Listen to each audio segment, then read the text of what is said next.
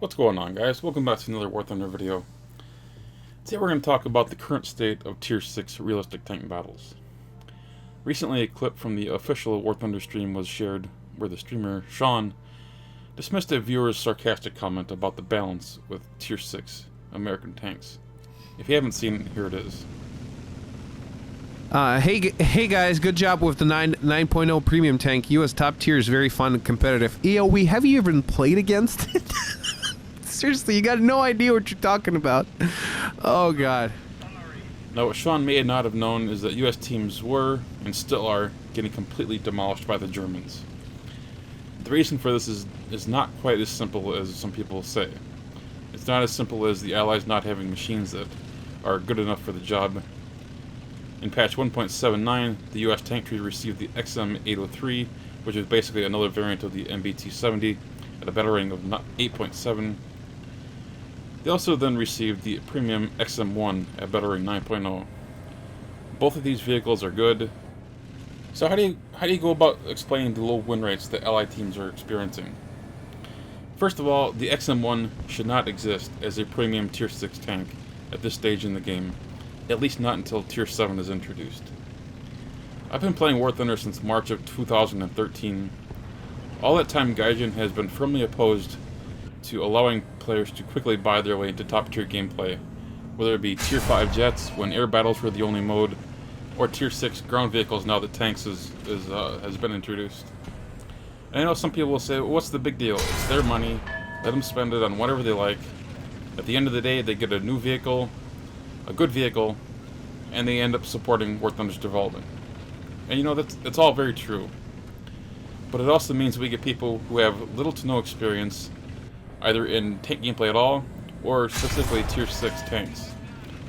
The pace of Tier 6 tanks is just unlike anything else in the game outside of pure jet gameplay.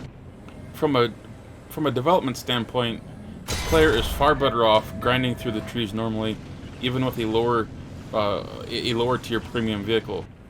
Learning the maps, weak spots, flanking, angling of armor, etc. It's all part of the process that shouldn't be dismissed just for a quick injection of money for Gaijin. So right now we have a tremendous skill gap in between German and Allied teams. The players generally making up the Allied teams are comprised of US tankers with their new premium XM1 tanks, or tankers of varying expertise levels, playing their new stock AMX 40 from the French, their new stock Type 90 for the Japanese, or the new stock T62M for the Russians. But most of them are the XM1s, who have very little experience.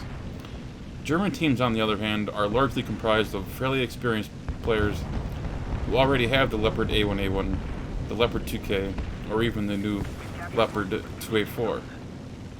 Since Germany doesn't have a premium Tier 6 tank, they can't bypass all the grind and get into top-tier games like the Americans can. This means they have a fair bit of grinding to do, even if they bought the M47 at Tier 5. They usually have more experience than the typical XM1 tanker. And this isn't going to help now that the Xbox players are coming into the game, because that was just announced today. Germans also have another thing going for them, and that's called hype. The Leopards have always been one of the most popular tanks in the game. The addition of the Leopard 2A4 has proven to be the most hyped tank in 1.79. It's all very exciting. You know, a brand new Max BR 9.7 tank. Everyone gets excited for that sort of thing. They always want to play the latest and most advanced vehicles. All you have to do is go back to patch 1.77 and the introduction of the American M1 Abrams. It was ridiculously hyped, and it turned out to be a very good tank. Not just because of how good it was, but because of the player using it. Almost every experienced tanker that I know played the Abrams upon release. And now I'm seeing the exact same thing happen to the Leopard 2A4s. I've said in the past that Tier 6 is basically a point-and-click adventure requiring very little skill to do well. And you know, I still stand behind that opinion. But when you introduce skill, it does make a difference. It does matter if you have experience. Upon release in 1.77, the Abrams clubbed Now that all the experienced players went from the Abrams to the Leopard 2A4, now they're clubbing there. It's not just a matter of can this tank compete against this tank, it's where's the experience base? They moved towards the most hyped tank. And I know some people are really hyped about the Type 90, but I'm sorry, but the Type 90, as good as it is, and it is good from what I've seen, it's a Japanese tank. And as a long-time Japanese fan, it's almost impossible to get this community hyped about anything Japanese. The Leopard span will die down eventually, but it probably won't happen anytime soon. It'll be weeks, if not months. After all, Xbox has been announced today, which means there are going to be even more XM1 players coming into the game. Many of them will have literally no experience whatsoever playing War Thunder. Just imagine that for a second. Brand new to the game, no crew training, never played in a single tank battle. Here you go.